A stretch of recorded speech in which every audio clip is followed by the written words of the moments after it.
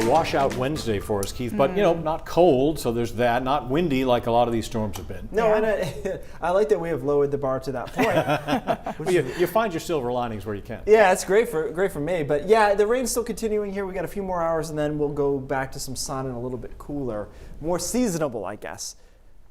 I swear, you hear rain on the roof, right? Yes. Nothing on the radar. Interesting. Probably just a low-level drizzle, but we're in Portland, if you don't know, and there's nothing there, and I can hear it on our little tinfoil roof out there. But most of the heavy stuff is in the mid-coast, into down east Maine, and into the mountains. So it'll be lighter over southern coastal Maine, and then just wrapping up over the next few hours. But you can kind of just track this, right? A lot of that's going to move offshore. This area will shift into the mountains and eventually into far northern Maine. So it will be a wet evening, eventually transitioning out of that later tonight. Temperatures are going to be on the mild side for this time of the year. This is one of those things where, again, I reiterate, you're going to look at the high and say, oh, 52. What point was it 52? But it's just because the rain makes it feel so much colder.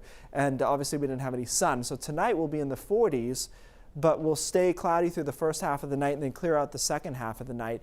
Tomorrow actually looks like a good day. I do want to point out that the high temperature will probably be earlier than usual. So it might be 10 or even 11 a.m. and then temperatures will drop after that, but not Arctic drop.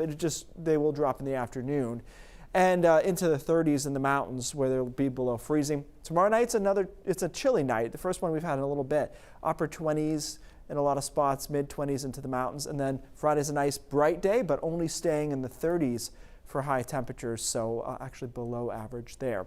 The system that's moving through right now will actually try to loop back around for Saturday. Look at it, it's sitting out there, and then it tries to come back into our forecast. Doesn't quite get there though, and it just gives us an isolated flurry on Saturday. Then Sunday is colder but bright, as is Monday, and then we wait to see what happens with our overall pattern next week. So here's Saturday. Notice most of this precipitation is offshore. I just think a couple of flurries could get in on Saturday. That's why I put it in the forecast.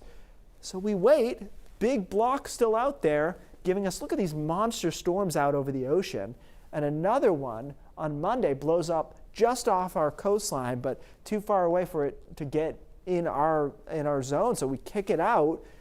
And then this storm that tries to come in late in the week, at this point looks like it could be rain. So there are a lot of big storms out there. This is a lot like tropical forecasting, guys. It's like they can have X number of named storms, but if they don't hit land, it doesn't have the same impact, and that's what's happening right now. I also want to point out we've got a lot of breezy days.